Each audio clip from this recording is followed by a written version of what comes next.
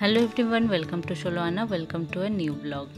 আজকের ব্লগটা আগের ব্লগ যেখানে শেষ হয়েছিল তারপর থেকে শুরু হচ্ছে আমার বার্থডের কেক কাটিং। এটা হচ্ছে রাত 12টার সময় যে কেক কাটা হয়েছিল সেটারই ক্লিপ। তো ওখান থেকেই শুরু করছি, কেন কি আগে যেটা শেষ করেছিলাম এর আগে সন্ধ্যের সময় এসে শেষ হয়েছিল।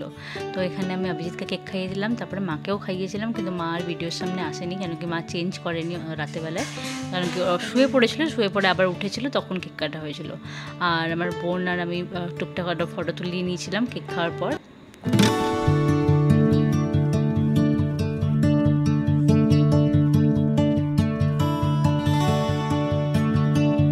বার্থডে দিন সকালে উঠে মা আগেই চাটনি বানিয়ে নিয়েছিল, তো চাটনির আর কোনো ক্লিপ নিতে পারিনি, এটা আমরা ওঠার আগেই হয়ে গেছিলো। তারপরে আমি অভিজিৎ আমার বোন উঠে পড়ে বাকি ভিডিও টুকটাক যেগুলো মা বানিয়েছিল সেগুলো ভিডিও করতে পেরেছি। অনেক খাবারই সকালে হয়ে গেছিলো, আমরা একটু দেরি করে উঠেছিলাম। এখানে মাছের মাথা দিয়ে মুগ ডাল হচ্ছে। রান্নার দিকে ছিল মা, আমার বোন আর অভিজিৎ, আর এইদিকে আমি স্নান করে নিয়েছিলাম, কেন কি আমি পুজোর দিকটা দেখছিলাম। আজকে যেহেতু শিবলিঙ্গ, আগের ব্লগে বললাম কি আমার দিদা কেদারনাথ থেকে শিবলিঙ্গ নন্দী এনে দিয়েছে, তো সেটাই স্থাপনা করব। আজকে আমাদের শ্রাবণ মাসের লাস্ট সোমবার, তো আজকে দিনটা ভালো, তাই জন্য আমরা পুরোহিত মশাইয়ের সাথে আগের দিনই কথা বললাম, সব কিনে নিয়ে আসা জোগাড় হয়ে গেছে। এবার আমরা পুজো করার জন্য সব রেডি করছি। তো এই প্যাকেজিংটা খোলা হয়নি, যাতে এইভাবেই আনা যায়। এখানে আমি খুলে দেখে নিলাম কি কি আছে, তো এখানে আমি সেট করে নিলাম। আর এখানে আমার বোন এখন আলু ভাজার জন্য এই প্রিপারেশনটা করছে, আর সবাই টুকটাক কাজ করছিলই।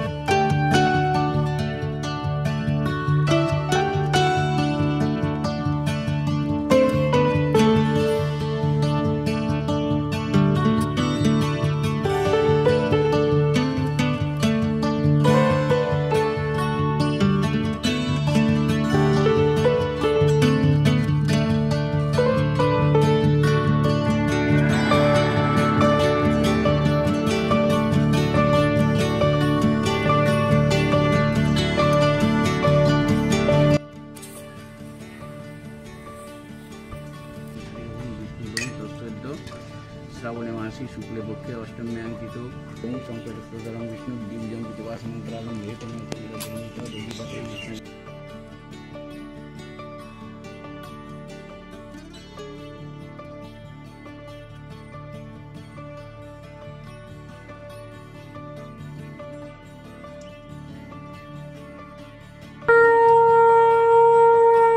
মন্দির থেকে পুজো করিয়ে নিয়ে চলে এলাম। তো আজকে পুরোহিত মশাই বললেন কি যেভাবে করে দেওয়া হয়েছে সেভাবে গামলাটায় করে রেখে দিতে, দুদিন এরকমই থাকবে।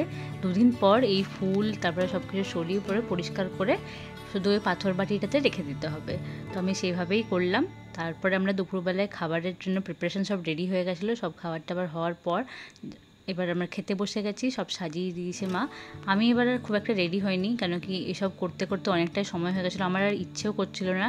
লাস্ট 2-3 দিন থেকে ডেলি বাইরে যাচ্ছি, বিকেলবেলায় সকালবেলায় এরকম করে দুবার করে বেরোচ্ছি, তো আমি একটু টায়ার্ড হয়ে গেছিলাম, তো আমার খুব একটা সাজতে ইচ্ছে করলো না। আর এরকম আমার এবছর আমার মন এমনিই ভালো ছিল, কেন কি আমার পুরো ফ্যামিলি এখানে ছিল, তো সেই হিসাবে আমার এমনি মানে আমি খুশি ছিলাম। তো রেডি না হলেও আমার সেই রকম এবার আর কোনো দুঃখ হয়নি। এটা খাওয়ার পর আমরা লম্বা একটা ঘুম দিয়েছিলাম, তারপরে সন্ধ্যের সময় আমি, মা আর বোন তাল কিনতে চলে গেছিলাম। একটাই ভালো, মা তাল খুঁজলো, নিয়ে ওটা নিল, কেন কি মা এখন আর হাতে অত ব্যথার জন্য তাল অত ঘষতে পারে না, আমি আর আমার বোন বেশি পারবো না, তাই জন্য আমাদেরকে একটাই বললো কি তোরা একটাই নে, একটারই দুটো আটির মতো ছিল, তো সেটা দিয়ে ঘষে পরে আমরা তালের বড়া বানালাম।